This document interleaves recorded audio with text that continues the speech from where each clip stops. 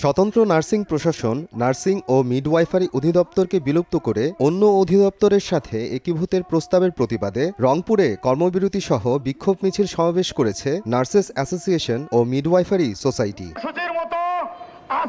বৃহস্পতিবার দুপুরে Rangpur medical college হাসপাতাল প্রাঙ্গণে প্রতিবাদ সমাবেশে স্বাস্থ্য মন্ত্রণালয়ের জনস্বার্থ ও জনস্বাস্থ্য বিরোধী কর্মকাণ্ডের প্রতিবাদ সহ 14 মাসেও স্বাস্থ্য উপদেষ্টার দেয়া আশ্বাস বাস্তবায়ন না হওয়ায় ক্ষোভ প্রকাশ করেন। দাবি আদায় না হওয়া পর্যন্ত প্রতিদিন 2 ঘণ্টা কর্মবিরতি সহ শাটডাউন কর্মসূচির হুঁশিয়ারি দেওয়া হয় সমাবেশে। নার্সিং অধিদপ্তর একীভূতকরণের প্রতিবাদে আমরা আজকে সকাল 9টা থেকে 12টা পর্যন্ত কর্মসূচি ঘোষণা করেছি।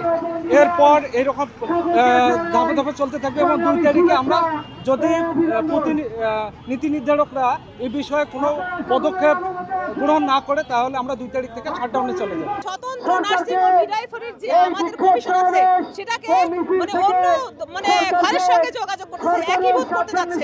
আমরা চাই না আমাদের ঘর কাউকে দিব, আমরা চাই আমাদেরকে শান্ত রাখুন, আমরা ভালো সেবা দিতে চাই। স্বাস্থ্য উপদেষ্টা আমাদেরকে আশ্বাস দিয়েছিলেন যে আমাদের সেই 8টি দাবি তারা পর্যায়ক্রমে মেনে নেবেন, কিন্তু উনি কথা দেওয়ার পরেও আজকে দীর্ঘ 14 মাস অতিবাহিত হয়ে যাওয়ার পরেও তার কোনো ভ্রুক্ষেপ হয়নি, তার কোনো ফলাফল আমরা পাইনি।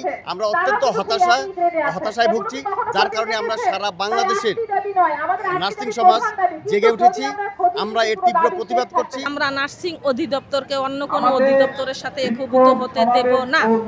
যদি কখনো হয়ে যায় এবং যখনই আমরা শুনতে পাবো যে আমাদের অন্য অধিদপ্তরের সাথে একীভূত করা হয়েছে, আপনারা জানেন যে আমাদের দাবি দেওয়ার সাথে এটা উল্লেখ আছে যে কোনো মুহূর্তে যদি প্রজ্ঞাপন জারি করা হয় ততক্ষণাৎ আমরা সারা বাংলাদেশ শাটডাউনে চলে যাব।